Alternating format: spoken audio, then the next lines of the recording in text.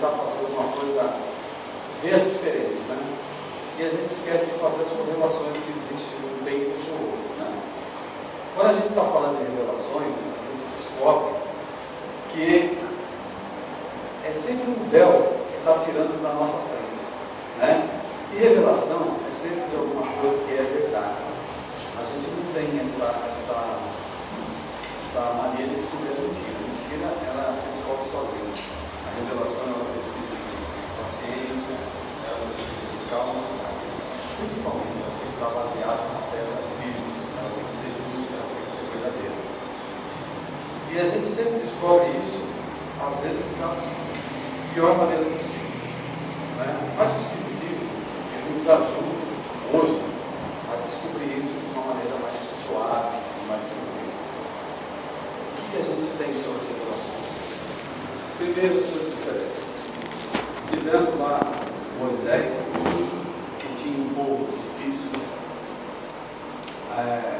que vivia na escravidão, que era moralmente baixo, só conhecia a lei do mais forte, e era imperativo a discórdia, a violência, no meio deles.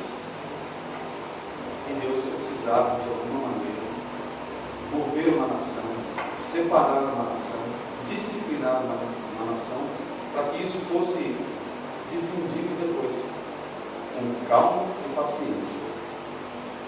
E como Deus faz infinitamente bom as coisas, e justas e certas, o que ele fez? Ele pegou um homem que tinha o poder moral, o poder disciplinador da época, e falou para esse homem: tira aquele povo da terra. E ele fez isso. Seguiu as instruções de Deus. Em 40 dias, um ano, 6 meses, pode decidir, ele podia ter tirado esse povo e ter levado para onde ele precisava. Mas ele fez isso. Ele levou volta esse povo, porque esse povo precisava ser disciplinado. Esse povo precisava de instruções. Como Deus fez isso? Deus deu o decálogo. E falou para ele assim: ó, eu tenho os 10 mandamentos na sua mão, está aqui.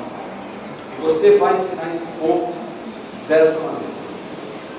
Só para exemplificar, se a gente pegar o primeiro, que é amar a Deus sobre todas as coisas, e Ele é único, não é para adorar ninguém, é Ele. O que a gente tinha nesse povo? Enquanto ele estava lá no Monte Sinai, recebendo o decálogo, o pessoal estava fazendo estrutura de bezerro lá, a ouro, fazendo estrutura disso, fazendo estrutura daquilo, e adorando para que nada acontecesse de mal. Né? Então Deus sabia o povo que ele estava trabalhando e o povo que ele precisava fazer. O que ele fez?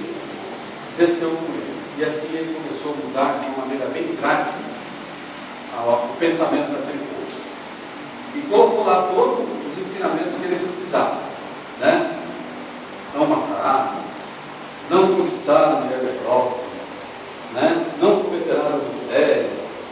Poxa, para esse povo vai ser muito difícil, ainda mais entender essas palavras, né? Como é que eu não vou cobiçar a mulher do próximo? Se tudo ali era uma questão de eu quero e eu desejo. Como eu não vou cobiçar? Porque eu podia ver, eu vivia numa condição de miséria, eu estou vendo que o outro tem uma situação melhor, como eu não vou cobiçar? Moralmente era muito difícil para eles entenderem isso. Hoje a gente entende fácil, mas para eles era difícil. E, principalmente, colocar isso em prática. Então, daí já temos a ideia da primeira revelação e como foi difícil para Moisés trabalhar com esse povo. A gente vai voltar a Moisés de novo. Mas aí a segunda revelação. Vamos transformando um povo que está a caminho da lei moral. E essa lei moral, por ser verdadeira, ela começa a dissipar para outros povos. Então, outros povos também já começam a ter a ideia do Deus único. E essa ideia começa a se dissipar. E como eu falei, por ser verdade, começa a perpetuar. E todo mundo esperando quem agora? Chegar alguém que venha com verdade e justiça. Né? Nós estamos esperando lá um guerreiro nobre, poderoso ou um justiceiro terreno. Coloque todo mundo na linha. É isso que eu estou esperando. Aí lá vem Jesus. O Milton nasceu no estábulo, veio um jegue, sentadinho, e vem falar do povo do quê? Amor, paciência, tolerância, e transforma todas as leis de Moisés, 10 em 2, sendo uma que não se altera, que era amar a Deus sobre todas as coisas, e a outra, você quer amar alguém, ame-se a ti mesmo, e o jeito que você se amar, você ama os outros. Trocando em palavras, é isso. E esse povo, como? Eu preciso de um homem que faça as leis. E eu fiquei pensando, como muitas histórias que acontecem, quando a gente fala, por exemplo, da adúltera, que é jogado para ele, né? O modo que ele tratou as coisas.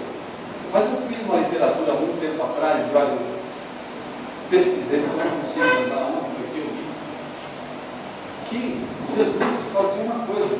Se a gente ler as escrituras, a gente vai ver assim, que Jesus está escrevendo na areia quando chega o povo com a adúltera e joga para ele e fala assim, olha, vamos julgar essa mulher. E ele se levanta, então ele está escrevendo na areia, olha para o povo e diz, aquele não tem pecado e atire a primeira pedra. Há aqueles que digam que o que estava escrito na areia eram os nomes dos primeiros da fila. Então eles se viram como, né? Porque como um homem pacífico, mas com uma moral extremamente elevada, poderia segurar a multidão em fuga, a não ser que ele fizesse a verdade. E se os nomes escritos na areia fossem a verdade, ninguém ia jogar absolutamente nada. Porque como ele saberia? Né? Então há relatos assim, não posso afirmar que é verdade, mas eu acredito no fundo do meu coração que sim, porque é uma coisa muito segurar um povo que tem a fúria ainda dentro deles, né? E somente com mansidão, somente com palavras, eu acho que ia ser muito difícil segurar aquele povo, mas ele tinha a inteligência e o amor dentro dele, e Deus conseguiu segurar. E assim vai, um monte de histórias que a gente vê na Bíblia, nas passagens dele. E ele ensina também uma outra coisa que é muito importante para aquele povo, e era difícil de entender: as recompensas. Tudo que você fizesse aqui, você ia ganhar a sua recompensa. Mas essa recompensa não seria só aqui, mas seria além, na casa do Pai. Como que o povo, daquele tempo, ia entender isso? E era uma revelação bendita. Agora, por que falar com um povo que não ia entender? Simples. É uma ideia verdadeira que vai se perpetuar com o tempo. Vamos fazer agora a correlação de um e do outro.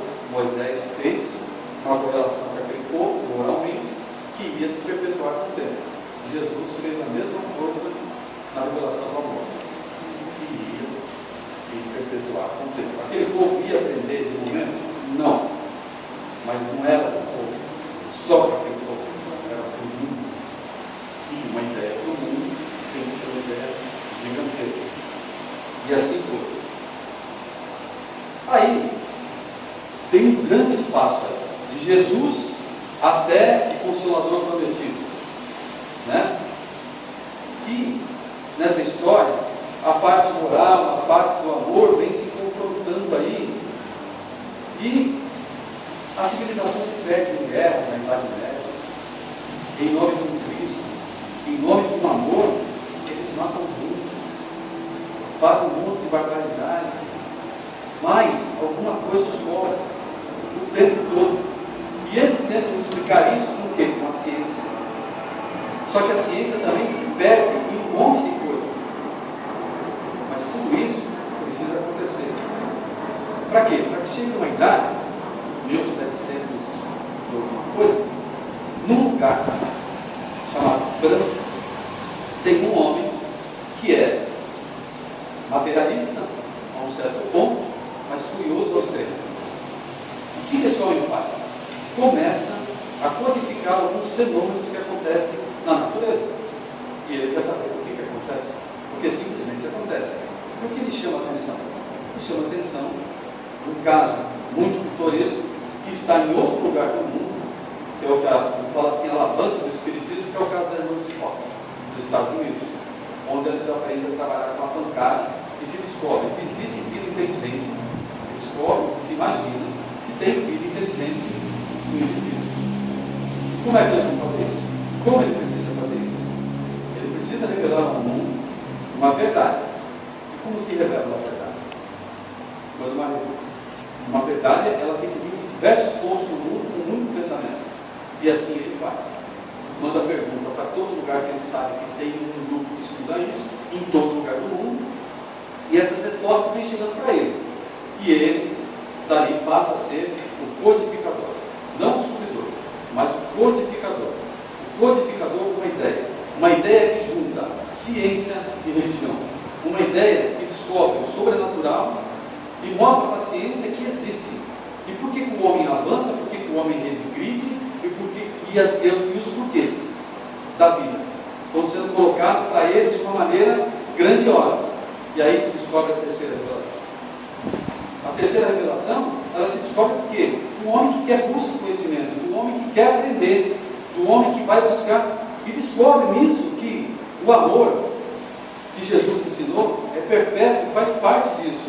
E a moral que Moisés implantou no povo e a disciplina faz parte disso. E eles têm que conviver com isso também. Juntar tudo isso e fazer isso. E trazer a ciência para perto deles. Por isso que muita gente diz que o Espiritismo é ciência e religião. Porque precisa aprender, precisa passar por todas as etapas para poder dizer que alguma coisa é verdade. Porque o homem sozinho, por sua inteligência e pelo seu tato, ele não ia descobrir as verdades. As verdades teriam que chegar para ele de uma maneira diferente. Né? Porque não existe uma pessoa que é dominadora da verdade. Pelo menos encarnado, não. Né? Agora, se a gente for levar nas outras moradas do Pai, com certeza a gente vai encontrar. Né? Mas aqui não. Aqui a gente ainda vai descobrir que ainda existem muitas coisas para isso. Então, ver as diferenças, de épocas diferentes, e ver as correlações que existem entre as revelações, é fantástico. Porque você descobre que Deus está trabalhando com uma engrenagem muito grande, uma engrenagem maravilhosa, fazendo toda a civilização, com que todos os povos se modifiquem. O que mais? Vamos falar da França. A França é que menos acredita em Deus. É o povo que mais descrente a Deus é a França. E o Espiritismo, o Consolador, nasceu na